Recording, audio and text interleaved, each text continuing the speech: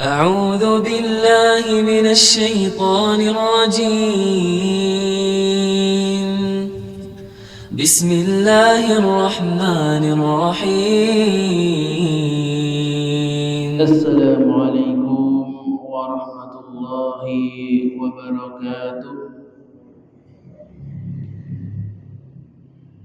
إن الحمد لله نحمده ونستعينه ونستغفره ونعوذ بالله من شرور أنفسنا ومن سيئات أعمالنا. من يهده الله فلا مضل له ومن يضلله فلا هادي له. أشهد أن لا إله إلا الله وحده لا شريك له وأشهد أن محمدا عبده ورسوله أما بعد. Alhamdulillah, segala puji marilah kita panjatkan kehadirat Allah Subhanahu wa taala. Selawat serta salam selalu kita haturkan kepada junjungan kita Nabi Muhammad sallallahu alaihi wasallam. Jemaah, Bapak-bapak, Ibu-ibu, rahimani wa rahimakumullah. Insyaallah pada kesempatan pertemuan yang keempat ini kita akan melanjutkan pembahasan dari Adabul Mufrad. Kemarin kita sudah bahas mengenai dalil-dalil tentang durhaka kepada orang tua. Maka pada pertemuan ini insyaallah kita akan membahas bagaimana berbuat baik kepada orang tua yang musyrik atau yang menyuruh kepada kekafiran atau kepada keburukan. Mungkin saya dereng mendet materi ini saged diambil di pintu nek putri di pintu kanan dan kiri, sing bapak-bapak nggih di pintu kanan kiri sami. Nah, ibu-ibu sing teng wingking saged diambil, napa sing teng mlebet dereng ngambil nggih medal sekedap boten napa-napa. Kita masuk dari hadis yang nomor 22, bab orang yang berbakti kepada orang tuanya akan dipanjangkan umurnya. Hadis nomor 22 dari Sahal bin Mu'ad radhiyallahu anhu, dari ayahnya, ia mengatakan, ayahnya ini Mu'ad bin Jabal, ia mengatakan bahwasanya Rasulullah sallallahu alaihi wasallam bersabda. Sabdanya apa? Berbahagialah orang yang berbakti kepada kedua orang tuanya, karena Allah akan menambah panjang umurnya. Hadis riwayat Al-Hakim, derajatnya dhaif. Maka di sini Allah itu menjanjikan pahala, menjanjikan balasan bagi orang yang berbakti kepada orang tuanya. Dan berbeda dengan yang di dalil-dalil sebelumnya, yang balasannya itu balasan di akhirat berupa pahala, berupa surga. Maka di sini balasannya berupa balasan duniawi, yaitu dipanjangkan umurnya. Jadi memang ketika Allah memberikan pahala kepada suatu ibadah, itu pahalanya tidak hanya diterima di akhirat saja, tapi ada balasan yang dipercepat, yang dikasihkan di dunia. Nah, salah satunya ini, yaitu dipanjangkan umur. Kenapa kok ada pahala dunia seperti ini? Karena memang beberapa orang itu lebih mudah, lebih gampang diiming-imingi dengan balasan dunia dibandingkan dengan surga. Dijanjikan pahala akhirat, dijanjikan nikmat di surga, maka nikmat surga masih jauh, masih nggak kebayang itu kan ketika bagi mereka. Tapi kan ketika dijanjikan pahala dunia, kalau misalnya berbuat seperti ini, umurnya dipanjangkan, rezeki dilapangkan, utangnya dilunaskan, diselamatkan dari kecelakaan, maka lebih tertarik. Dan juga tidak masalah ketika memang pahala itu dijanjikan oleh Allah, maka ketika kita berharap melakukan suatu amal untuk mendapatkan balasan dari Allah berupa balasan di dunia itu tidak mengapa. Maka di sini apa yang dimaksud dengan memanjangkan umur? Kan umurnya kan kata dalam sebuah hadis dikatakan bahwa umur manusia itu sudah ditulis sejak ditiupkan nyawa, itu Allah sudah menuliskan jodohnya, rezekinya sama matinya. Itu sejak ditiupkan roh itu Allah sudah menulis di Lauhul Mahfuz, sudah ditentukan. Berarti kok bisa dipanjangkan umurnya? Nah, apakah bertentangan? Maka ini ada penjelasannya. Yang pertama, yang dimaksud dengan memanjangkan umur itu umurnya tetap sama, jatahnya tetap sama. Ya kalau sudah dijatah 50, ya jatahnya tidak akan berubah. Tapi yang ditambah apa? Yang ditambah itu keberkahannya. Jadi ada orang umurnya sama, tapi berkahnya berbeda, kebermanfaatannya itu berbeda. Contohnya ada Imam Nawawi, ya, rahimahullah taala, itu umurnya cuma 40 tahun, Pak.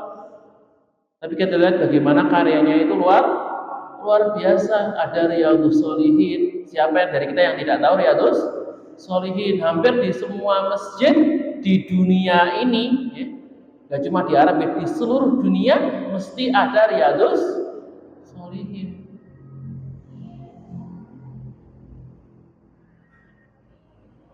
Ada juga orang yang umurnya sampai 70, 80, tapi tidak ada manfaatnya apa-apa. Hidupnya itu cuma buat diri sendiri, tidak ada bermanfaatan bagi orang lain. Maka tadi beda orang itu beda memanfaatkan umurnya. Maka ketika Allah memberikan keberkahan kepada seorang, umurnya itu menjadi lebih bermanfaat. Cek. Nah, yang kedua, yang sebelah tuh.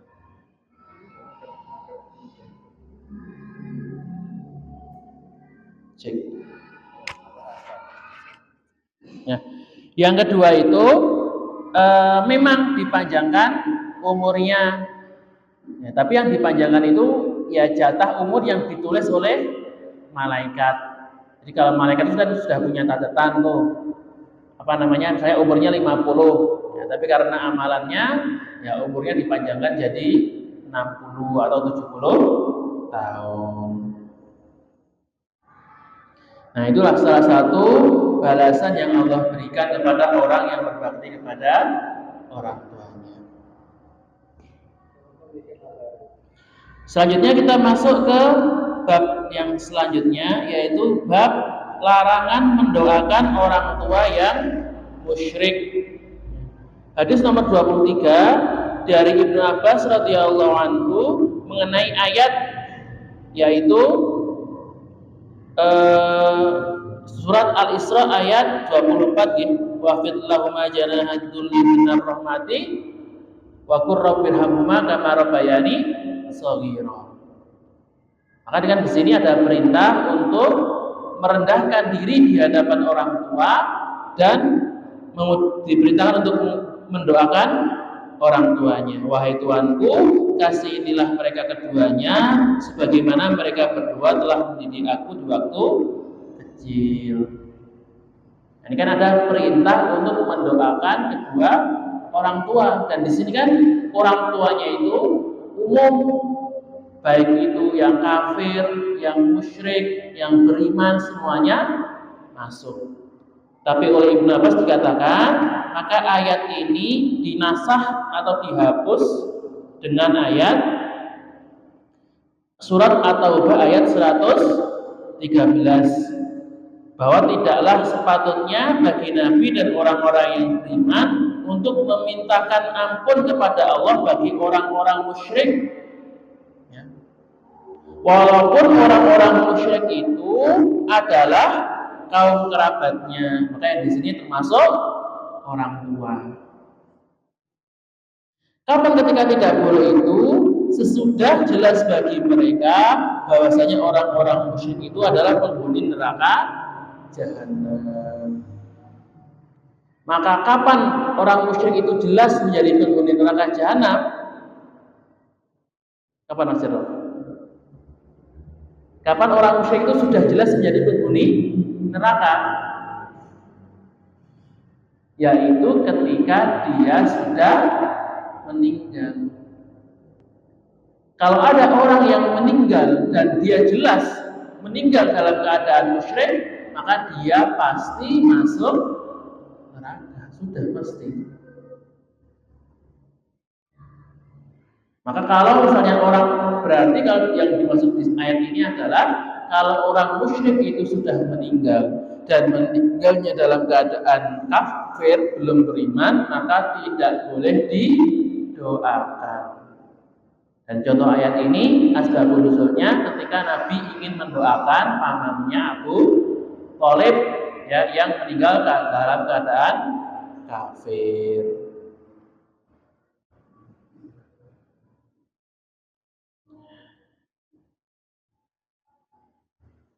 Maka di sini jelas menunjukkan bahwa mendoakan orang tua yang musyrik yang sudah meninggal itu hukumnya haram, ya, tidak boleh.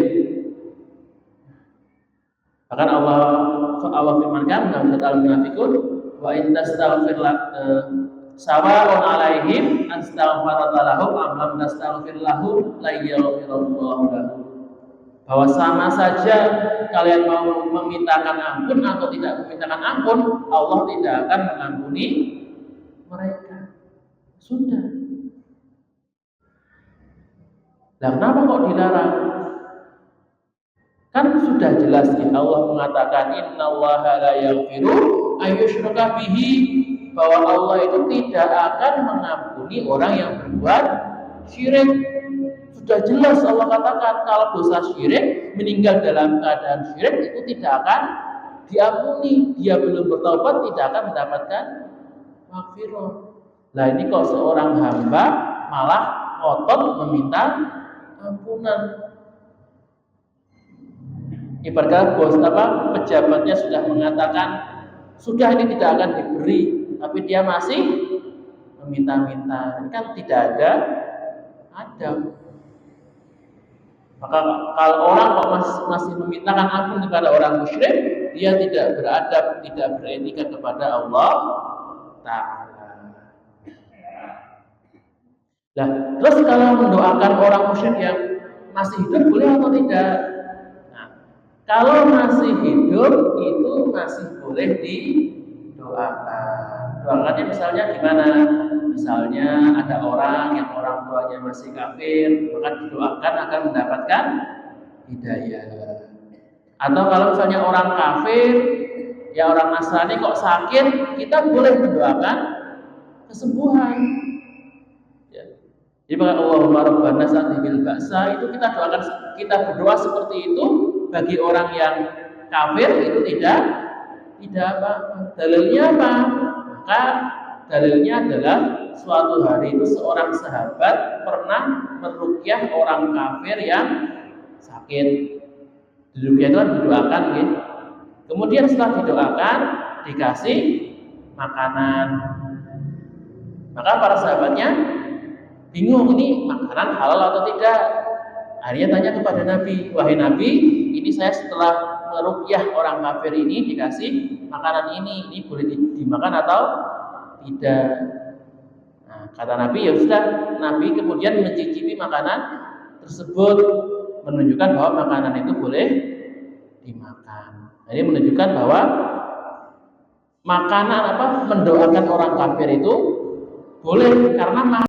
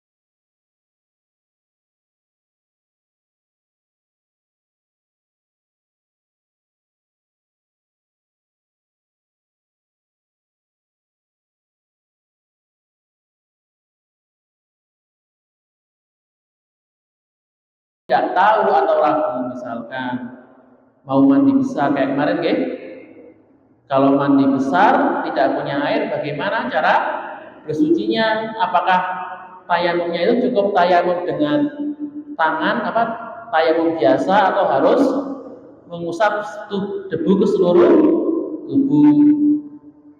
Kan kemarin ada yang belum tahu, Makanya bagaimana kalau tidak tahu? Fas'alu ahla dzikri in kuntum la ta'lamun. Tanyalah orang yang berilmu di bidangnya ketika kamu tidak tahu. Ini catatannya, berilmu di bidangnya. Jangan nanya, misalnya kita punya masalah bangunan, nanyanya ke ustadz, atau masalah agama nanyanya ke insinyur, ya enggak nyambung. Kalau nanyanya masalah agama, ya tanya ke pakarnya. Masalah faraid, ke ulama faraid. Masalah fikih, ke ulama fikih. Masalah akidah, ke ahli akidah. Masalah dunia, ya juga kita tanya ke ahli dunianya. Jangan kalau misalnya masalah sakit, gitu ya. Itu ya kalau saya tahu sakit, gimana nanyanya? Ya tanya ke dokter.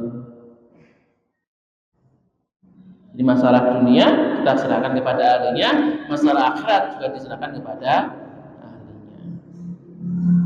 Maka tadi pentingnya bertanya ketika tidak tahu. Jangan asal kira-kira saja, nggak boleh itu.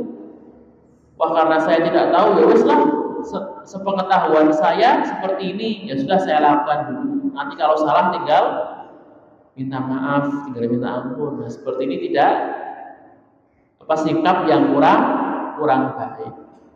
Kalau seorang muslim yang baik itu ketika tidak tahu langsung bertanya. Sebelum melakukan sesuatu, bertanya terlebih dahulu. Pastikan itu boleh atau tidak. Misalnya mau makan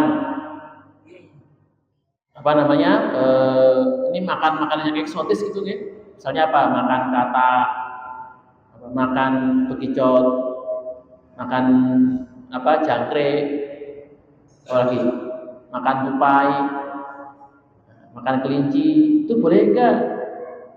Tanya dulu, cari hukumnya, ya.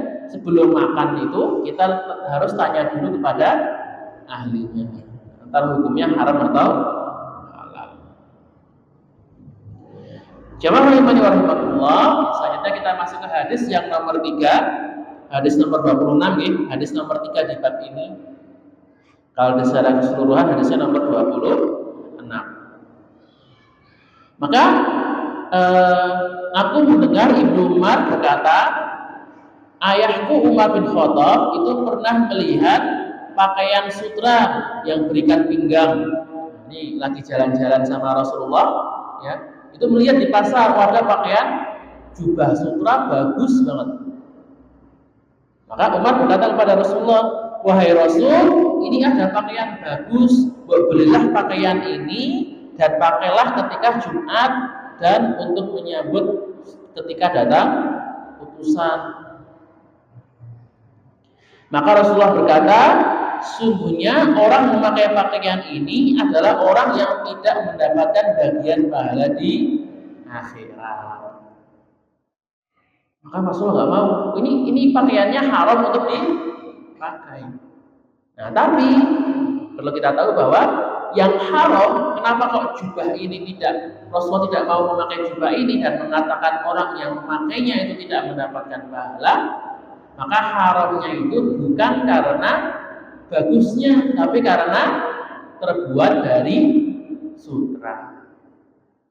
Karena laki-laki itu haram hukumnya memakai sutra. Yang boleh siapa? Ya bukan laki-laki. Jadi wanita.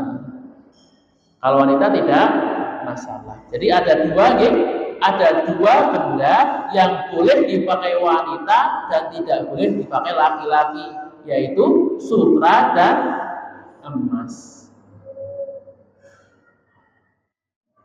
Maka kalau laki-laki itu haram hukumnya pakai sutra. Dalam Ustaz, sutra itu seperti apa? Nah, itu kalau sutra seperti apa?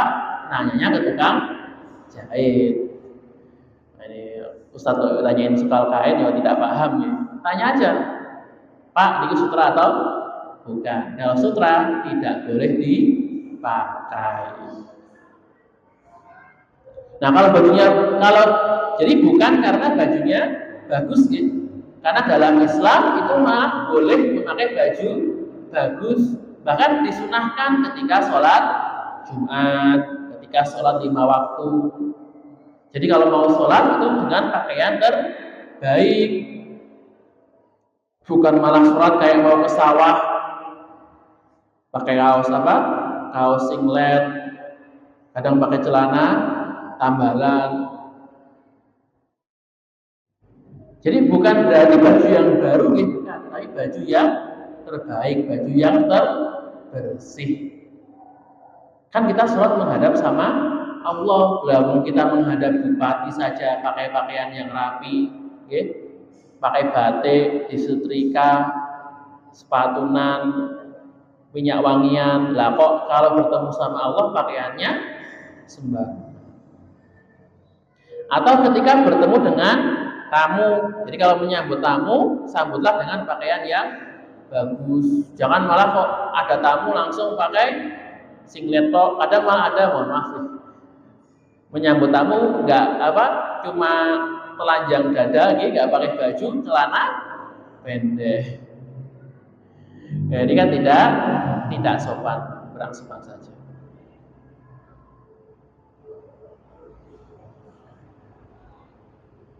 Nah, di sini maka setelah itu suatu ketika, lanjutkan hadisnya, didatangkan kepada Nabi pakaian sutra yang banyak. Jadi suatu hari itu Nabi dihadiahi oleh orang lain dengan pakaian sutra. Banyak nih sutra. Maka Nabi pun mengirimkannya kepada Umar karena punya banyak. Akhirnya salah satu dikirim kepada Umar. Maka Umar berkata, wahai Rasulullah, ini kenapa aku dikirimi sutra? Bagaimana aku bisa memakai pakaian ini? Kan kata engkau, orang yang memakai sutra, nanti orang yang memakai sutra tidak akan dapat pahala. Loh, kenapa aku malah dikasih sutra? Kemarin sudah bilang seperti itu. Maka kemudian Nabi berkata lagi kepada Umar, aku memberikannya kepadamu bukan supaya kamu pakai, tapi untuk kamu jual atau berikan kepada orang lain. Jadi kalau misalnya yang dilarang itu hanya tidak boleh memakai saja gitu. Kalau misalnya punya saja disimpan di lemari, betul apa? Betul dosa. Gitu. Punya baju sutra ditaruh di lemari, disimpan, nggak pernah dipakai, itu tidak apa-apa. Tapi kan kalau cuma disimpan itu mubadir. Maka kata Nabi, ini kalau punya sutra, ya jangan dipakai, tapi silakan dijual atau dikasihin sama orang lain. Maka di sini menunjukkan bahwa ketika orang itu memberikan hadiah kepada kita, kemudian ternyata kita tidak bisa memakai atau memanfaatkannya, maka boleh dijual atau diberikan kepada yang lain. Memang kalau utamanya, ya misalnya ada orang kasih hadiah, maka adabnya yang baik itu tetap kita yang menggunakannya. Ada orang ngasih kita makanan, ya kita habiskan. Ada orang memberikan kita baju, ya kita pakai. Tapi kadang-kala orang yang orang berikan itu tidak bisa kita pakai. Misalkan, contohnya saya pakai. Nek kula kan teng griya niku mboten enten sing seneng duren. Kula, Mbak Anis, Ibu itu nggak ada yang suka duren. Mohon maaf, jangankan suka, nyium baunya saja sudah muak. Nah, pernah ada saya ngasih duren. Nah, gimana nih durennya? Ya akhirnya dikasihin sama yang senang. Nah, gimana? Jangankan mau makan, ya mau nyium saja tidak muak. Atau ada orang yang ngasih baju, nah saya kan ukurannya XXL, ngasihnya ukuran L. Nek baju kegedean kan masih bisa dikecilin ya, tapi nek baju kecilan kan nggak mungkin dilebarin. Ya gimana ya sudah dikasihkan ke orang lain yang bisa memanfaatkannya. Ya daripada cuma di lemari disimpan berdebu, kan lebih baik dikasihkan. Ya, ini makanya boleh untuk menjual atau memberikannya kepada orang lain. Tapi kalau misalnya kita masih bisa memanfaatkannya, maka lebih utama kita yang menggunakannya. Maka kemudian Umar mengirimkan baju sutra tersebut kepada saudaranya di Mekah yang belum masuk Islam. Kita lihat ya. Jadi boleh di sini kita lihat boleh memberikan hadiah kepada saudara yang musyrik. Kalau memberikan hadiah kan berarti hubungannya dekat ya Pak ya. Kan nggak mungkin kita memberikan hadiah kepada musuh kita, kan nggak mungkin. Kalau misalnya saling memberikan hadiah berarti hubungannya dekat. Ini menunjukkan bahwa boleh berhubungan dekat dengan kerabat yang belum masuk Islam, apalagi dengan orang tuanya. Inilah kenapa kok dimasukkan di bab ini, karena ini menunjukkan bagaimana Umar itu berhubungan baik dengan kerabatnya yang masih kafir. Maka ini juga menjadi dalil bahwa harus bahkan wajib kita tetap berhubungan yang baik dengan kerabat, terutama orang tua, walaupun mereka masih kafir dan belum masuk agama Islam. Nah, selanjutnya kita masuk kepada bab yang baru, yaitu bab larangan mencela orang tua. Maka di sini ada dua hadis, langsung kita baca dua-duanya. Okay? Hadis nomor 27 dari Abdullah bin Amr, ia berkata bahwasanya Nabi Shallallahu Alaihi Wasallam bersabda, termasuk dosa besar orang yang mencela kedua orang tuanya. Maka para sahabat bertanya, bagaimana mungkin seorang itu mencela kedua orang tuanya, wahai Rasulullah? Maka beliau menjawab, kalau seorang itu mencela ayah ibu yang lain, lalu orang lain itu juga membalas mencela ayah ibunya. Hadis riwayat Ahmad, derajatnya hasan. Kemudian hadis yang kedua dari Abdullah bin Amr juga, ia berkata, termasuk dosa besar di sisi Allah orang yang menyebabkan orang lain itu mencaci orang tuanya. Maka dalam dua hadis ini disebutkan salah satu dosa yang besar, bahkan termasuk akbarul kabair, ya, termasuk kedurhakaan kepada orang tua adalah mencela orang tua. Baik mencelanya secara langsung atau tidak langsung. Nah, kalau secara langsung jelas gitu. Tapi kalau secara langsung ini adalah sudah durhakanya sudah kelewatan sekali gitu. Bahkan para sahabat sampai bertanya, apakah mungkin ya Rasulullah, masa ada anak yang tega-teganya memaki orang tua?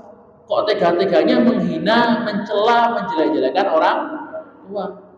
Nek dulu itu zaman sahabat itu suatu hal yang sangat tabu gitu. Bahkan orang musyrik pun tidak ada yang seperti itu. Beda sama zaman sekarang gitu. Kita lihat bagaimana itu sekarang itu anak-anak itu melunjaknya luar biasa sama orang tuanya. Contohnya gimana? Ketika orang tuanya manggil, "Bok, sakit make Pak." Berisik wae. Cerewet. Orang tua dikatain cerewet, orang tua dikatain berisik, orang tua dikatain ganggu. Bahkan kadang ada kalau orang tuanya itu gaptek ya, tidak orang tuanya tidak bisa pakai HP, dikatain gaptek. Ini kan sifat yang jelek sekali. Kok double nih?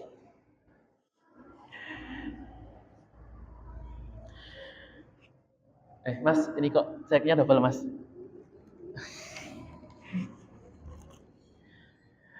Nah, maka mencela yang langsung seperti itu juga sangat tidak diperbolehkan. atau mencela secara tidak langsung. Mencela secara tidak langsung bagaimana? Jadi dia tidak mencela orang tuanya, tapi dia menjadi sebab. Contohnya ini di hadis ini diceritakan. Jadi ketika misalnya ada dua orang bertengkar, berkelahi, kemudian saking jengkelnya, anggap aja ada A sama B, maka si A ini saking jengkelnya memaki-maki orang tuanya si B, dihina, dijelek-jelekkan.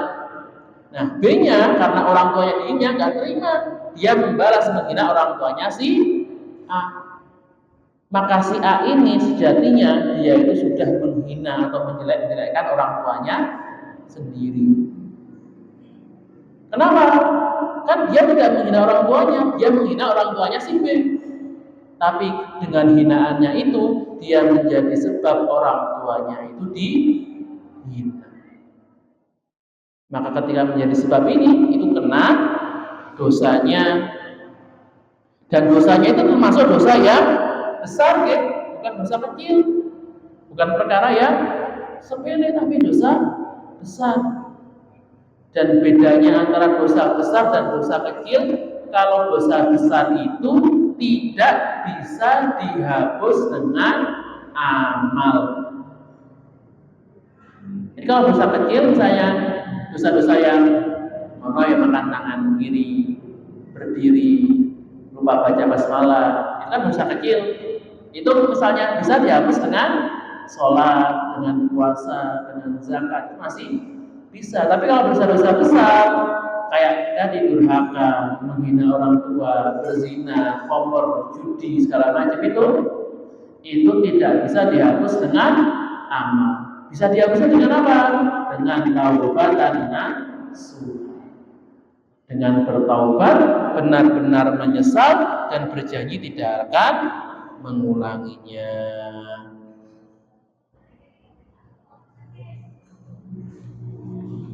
Nah, kemudian contoh juga ketika menghina orang tua, menjelek-jelekan orang tua yang lain. Contohnya adalah ketika ada orang itu menghina orang tuanya hanya untuk bercanda.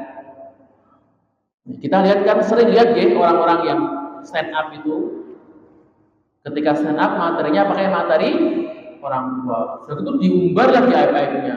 Oh, ibu saya itu dulu pernah berbuat seperti ini. Oh, ayah saya dulu seperti ini. Ada yang ayahnya pernah, nggak tahu ini cerita jujur atau bohong Kalau jujur berarti bongkar aib, kalau bohong berarti fitnah. Karena pernah cerita ada maling pernah keluar cuma pakai handuk, ini kan keburukan, aib malah dibongkar di depan umum demi mendapatkan duit.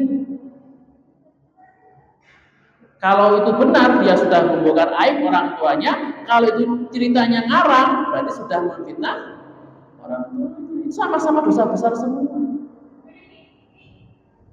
Termasuk mencela orang tua. Jadi jangan bermudah-mudah, jangan meremehkan yang dosanya. Termasuk dosa yang sangat besar. Maka di sini dikatakan tidak boleh benar-benar tidak boleh menghina orang tua dengan alasan apapun. Dengan tujuan apapun tidak boleh membongkar aib orang tua, menjelek-jelekkan mereka atau merendahkan kehormatan mereka. Ini masih 5 menit, tak sambung satu hadis Hadis nomor 29. Nah, ini hukuman bagi orang yang durhaka kepada orang tuanya. Maka dari Abu Bakar bahwasanya Nabi bersabda, tidak ada dosa yang lebih cepat akibatnya bagi pelakunya beserta dosa-dosa yang telah diperbuatnya daripada dosa berbuat zalim dan memutus silaturahim. Hadis riwayat Abu Dawud dan Ibnu Majah, derajatnya sahih. Maka di atas ini Nabi berkata tidak ada dosa besar yang disegerakan hukumannya. Jadi hukumannya itu tidak hanya di akhirat, tapi Allah jatuhkan di dunia. Yaitu apa? Yang pertama adalah berbuat zalim. Apa itu zalim? Zalim itu singkatnya tidak menempatkan sesuatu pada tempatnya. Ada orang itu tidak memenuhi haknya, tidak mendapatkan haknya, ya, atau meninggalkan kewajibannya. Misalkan pemimpin itu kewajibannya apa? Merawat rakyat, ya, menjaga keamanan rakyatnya. Ini kan kewajiban. Maka kalau pemimpin itu tidak menjalankan kewajiban itu, berarti dia telah zalim. Atau misalnya kita ada anak punya hak apa sama orang tuanya? Hak untuk dirawat, hak untuk diasuh, hak untuk disayangi. Nah, kok hak ini tidak didapatkan dari orang tua tidak menunaikan hak anaknya, berarti orang tua itu telah zalim kepada anaknya. Ini. Jadi cara mengetahui apakah kita zalim atau tidak, lihat saja. Kita ada nggak hak orang lain yang belum kita tunaikan atau kewajiban yang belum kita penuhi? Kalau ada, berarti kita masih berlaku zalim. Dan zalim yang paling besar adalah syirik, karena kita tidak memenuhi haknya Allah. Kan hak Allah itu yang paling besar. Dan di sini juga durhaka kepada orang tua, berarti tidak memenuhi haknya orang tua. Kita zalim sama mereka. Dan yang kedua adalah memutus silaturahim, memutus tali kekerabatan. Dan pemutus silaturahim yang paling parah adalah orang yang durhaka kepada orang tua. Maka yang durhaka itu double gitu saja gitu. Dia zalimnya kena, pemutus silaturahim juga kena. Dan orang yang berbuat seperti ini itu hukumannya akan disegerakan di dunia. Maka kita lihat kalau anak durhaka itu dijamin hidupnya mesti sengsara. Entah hartanya habislah, banyak utang, usahanya macet, anaknya bandel, istrinya bangkang. Mesti susah hidupnya. Walaupun secara lahirnya kelihatan dia itu kaya, dia itu sukses, tapi tidak ada kebahagiaan, depresi, stres, pengen bunuh diri. Itu adalah salah satu hukuman yang Allah timpakan kepada orang-orang yang durhaka kepada orang tuanya. Jadi tidak hanya di akhirat, di dunia sudah disegerakan. Tapi sebaliknya, bagi mereka yang tidak zalim, mereka yang berbakti kepada orang tuanya, maka Allah juga menjanjikan pahala. Pahalanya tadi tidak hanya di akhirat, tapi juga pahala di dunia. Berupa apa? Berupa keberkahan harta, keberkahan umur, berupa anak yang berbakti, istri yang solehah, rezeki yang berkah. Ini bagi orang-orang yang berbakti kepada orang tuanya.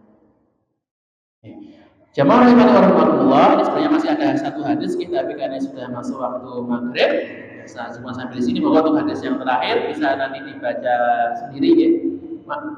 Sebenarnya isinya tidak jauh berbeda, sama tentang orang yang hukuman bagi orang yang durhaka kepada orang tua.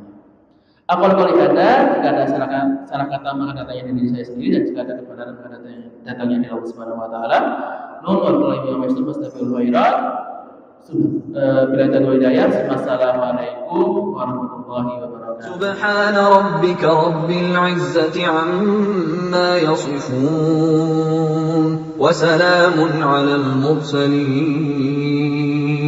walhamdulillahi rabbil alamin. Sadaqallahul azim.